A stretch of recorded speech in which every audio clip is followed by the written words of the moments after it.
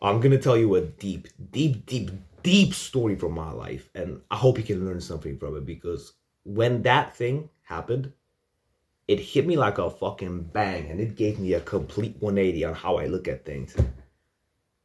But let's start with the beginning. Throughout my whole life, I've always had this one friend of mine. What do I mean, whole life? I met him when I was 6, and right now I'm 16. I don't know if you've noticed, but 10 years is really fucking long. Yeah, I've always had this friend of mine, right? He was into basketball all the fucking time. I remember when I first met him and I wasn't into basketball. Literally, for our first 8 out of the 10 years of our friendship, I was not into basketball. I didn't give a fuck about it. It was only when I went into high school that I started to have interest in it. And that's when that friend of mine started teaching me shit.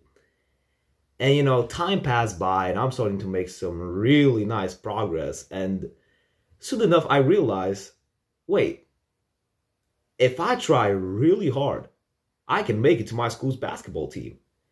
And if I make it to my school's basketball team, I'll be able to compete against my friend's basketball team. Essentially, I'll be able to compete in the same league as the motherfucker who literally taught me how to play the sport. From A to fucking B. He brought me from not knowing how to dribble the ball properly to making it to the team. And guess what happened 3 months before the tournament? So we're playing, it's like a public basketball gym we're playing at. It's not outdoors, it's indoors, but basically all students from like our city can enter it. So me and my friend are there and we're playing basketball. And the thing with this practice facility we were at, the thing with this court, when you look up at the ceiling, there's literally a hole. There was a hole in the roof. And when it was raining, there would be rain pouring through that hole and it would form into like this pile of water at the center of the court.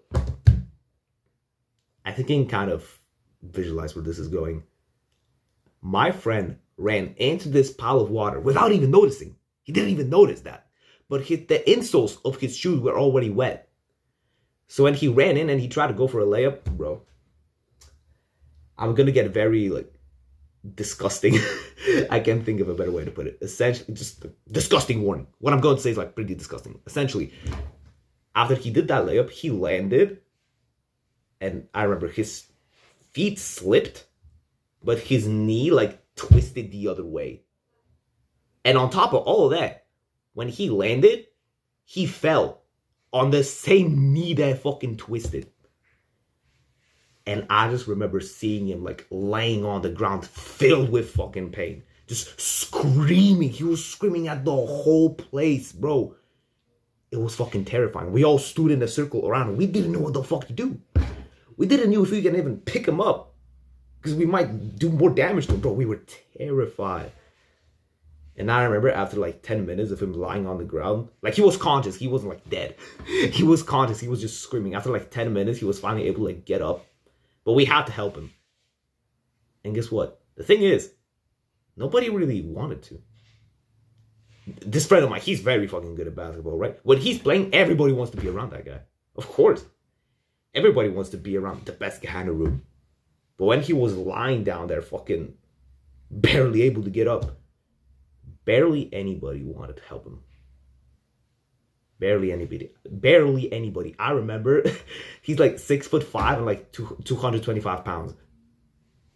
I'm 5'7", and I'm 140 at the time of watching this. 65 kilograms. I don't know how many pounds that is. I'm European. But I remember I picked him up and I had to fucking carry him alongside me all the way to the locker room till we called the fucking not 911. I'm such a dumbass. We called the hospital and shit, and they had to take him.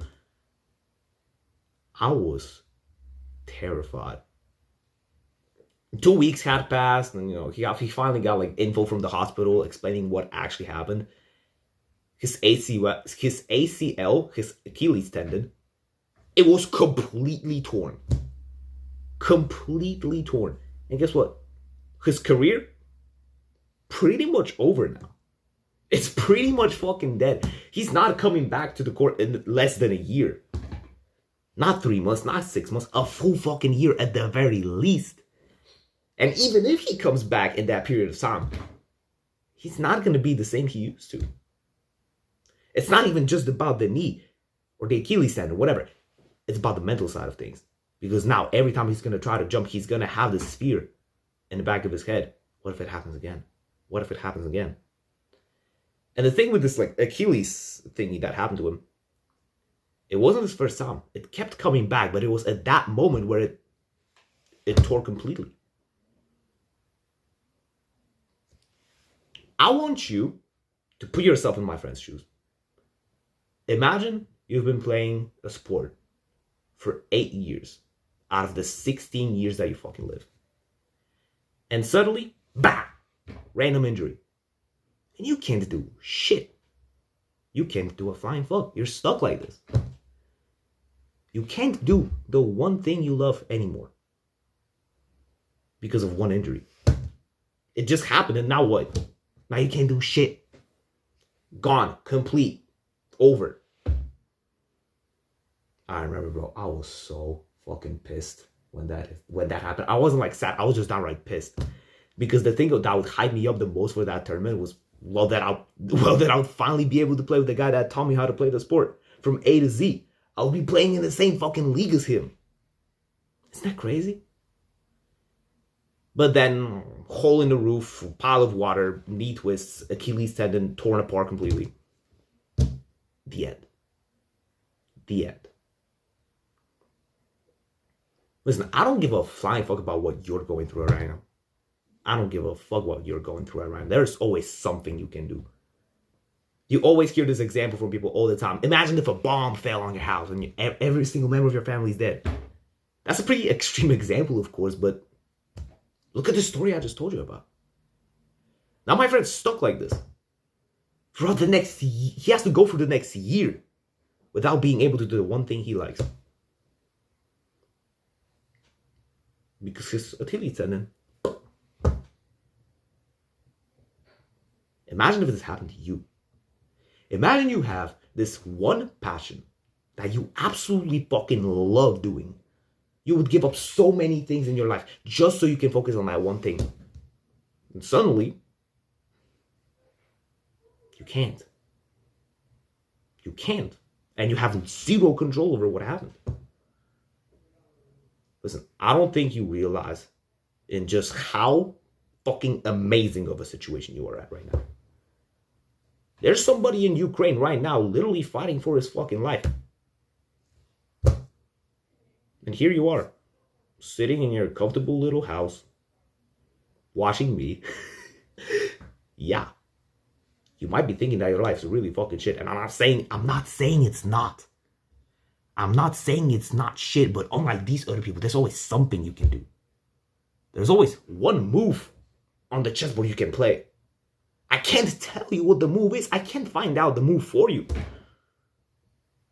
It's up to you to find that out, but there's always something you can do.